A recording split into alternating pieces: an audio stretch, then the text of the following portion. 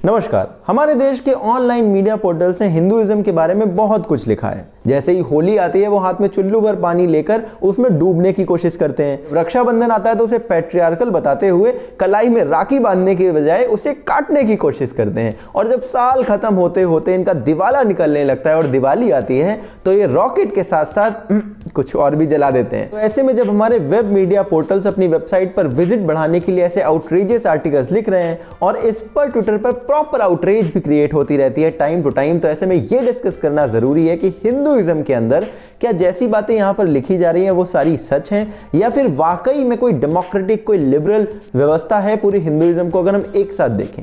मैं यहाँ पर हिंदुइज्म वर्ड यूज कर रहा हूं तो ये समझिए मैं सनातनी परंपरा की बात कर रहा हूं। हिंदुइज्म को जैसा हमें पता है सुप्रीम कोर्ट ने भी कहा था कि it's a way of life. अगर हम इसे टेस्ट करना चाहें कि इसमें डेमोक्रेटिक वैल्यूज हैं या लिबरल वैल्यूज हैं या नहीं, तो हमें देखना होगा कि असल जो लिबरल वैल्यूज होती है, not the pseudo ones but the real liberal and democratic values, उसमें आपको क्या क्या फ्रीडम होती है। उसमें आपको फ्रीडम होती है कि आपको कोई भी कोर्स नहीं करेगा, आप पे ऊपर कोई फोर्स नहीं लगाएगा कुछ भी चीज करवाने के लिए। उसमें फ्रीडम होती है कि आपके ऊपर कोई बहुत ज्यादा स्ट्रिक्ट, बहुत अननेचुरल से लॉज नहीं इंप्लीमेंट करे जाएंगे। उसमें आपके पास फ्रीडम ऑफ चॉइस होती है, यानी आपके पास सिर्फ एक ऑप्शन नहीं होता, बहुत सारे ऑप्शंस होते हैं।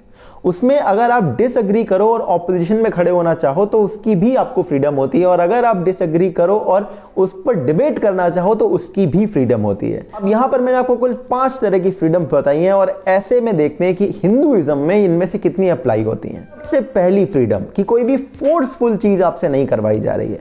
अगर आप हिंदुइज्म के अलावा बाकी चीजों को देखो, जैसे कि क्रिश्चियनिटी को अगर देखो तो इनके मिशनरीज पूरे वर्ल्ड वाइड जाते हैं। अगर आप इस्लाम और क्रिश्चियनिटी के ओरिजिन का ये वाला वीडियो देखो जाकर यूट्यूब पर, तो आपको दिखेगा कि कैसे इनकी ग्रोथ हुई, and that was mainly dependent on the conversion. On the other side सनातनी परंपरा या हिंदुइज्म में इस तरह कन्वर्जन का कोई भी ट्रेडिशन नहीं है।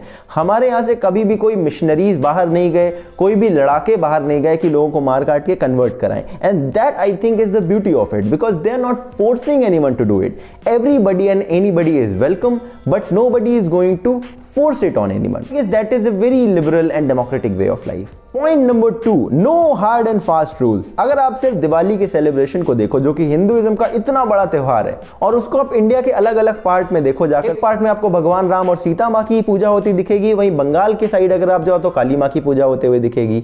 अगर आप हिंदुइज्म में अलग अलग टेम्पल्स में जाओ तो कहीं पर सिर्फ शाकाहारी लोग ही आपको मिलेंगे और उसमें मांसाहार बिल्कुल मना होगा, और कुछ मंदिरों में मांस चढ़ाने की भी परंपरा आपको मिलेगी। यानी कि जगह के हिसाब से, लोकेलिटी के हिसाब से इंडिया के अलग अलग हिस्सों में बहुत अलग अलग लॉज हैं, बहुत फ्लेक्सिबल लॉज हैं। कोई एक सेट ऑफ रूल या कोई बहुत स्ट्रिक्ट सेट ऑफ रूल नहीं है, and this flexibility makes it very liberal system, very liberal way of life. Point number 3, so many God's. अच्छा, आप हिंदुइज्म के अंदर ही ये चीज देखोगे, कहते हैं कि 33 कोटि देवता मिलते हैं। कुछ लोग कोटि को मिस रिप्रेजेंट करते हुए कहते हैं कि 33 करोड़ देवता हैं।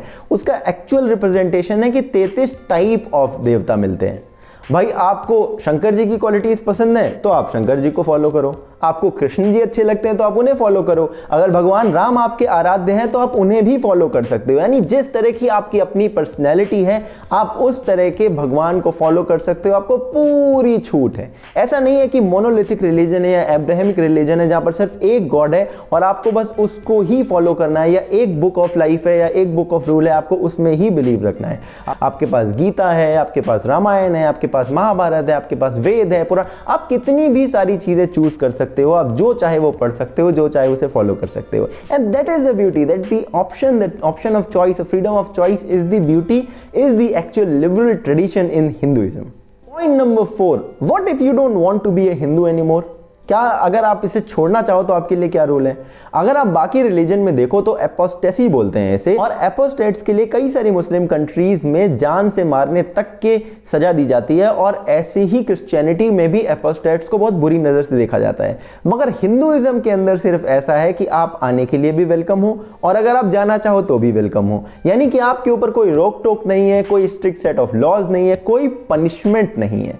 And that freedom allows more and more people to believe in it, and I guess that freedom works as a glue that makes people's belief more stronger in this way of life.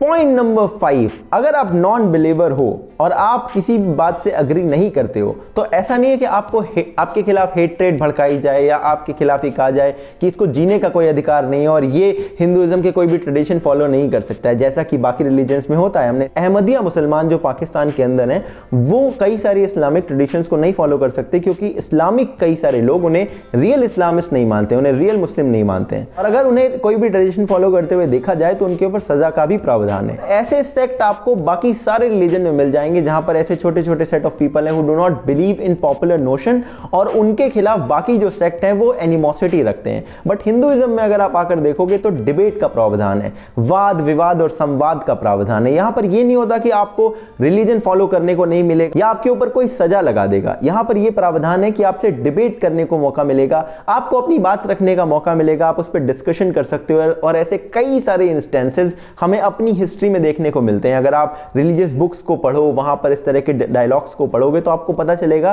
कि ये सारे discussion बहुत पहले हो चुके हैं। That system of having debate makes it very democratic system and democratic way of life. दोस्तों ये थे कुल 5 पॉइंट विच आई थिंक कि हिंदुइज्म को बहुत अच्छे से डिस्क्राइब करते हैं, proves that Hinduism is democratic and liberal way of life. Now इस वीडियो में मैं ये नहीं कह रहा कि बाकी रिलीजन में कुछ अच्छा है या बाकी रिलीजन में कुछ बुरा है या हिंदुइज्म बाकी रिलीजन से बहुत अच्छा है या बुरा है। The purpose of this video is to show कि कैसे हमारी सनातनी परंपरा में, हमारी हिंदुइज्म में काफी सारे डेमोक्रेटिक और लिबरल वैल्यूज हैं which I think do not gate highlighted in most of the web portal, क्योंकि वो यही बताने में बिजी रहते हैं कि कैसे रक्षाबंधन एक पैट्रियार्कल फेस्टिवल है और कैसे होली में सिर्फ हैरेसमेंट होता है। उम्मीद करता हूं आपको ये वीडियो पसंद आया होगा। इससे पहले मैं अपने एक पुराने वीडियो के बारे में छोटा सा आपको कमेंट बताना चाहता हूं।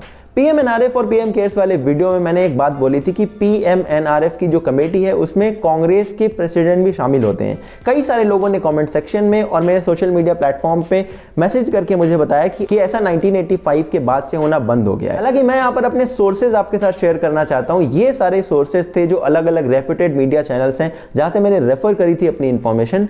मगर एक और सोर्स है बिजनेस स्टैंडर्ड का, जहां पर यह बात लिखी हुई है कि 1985 के बाद से राजीव गांधी ने सारी रिस्पॉन्सिबिलिटी पीएम में एंट्रस्ट कर दी थी और उसके बाद से सारा रोल पीएम ही अदा करते हैं।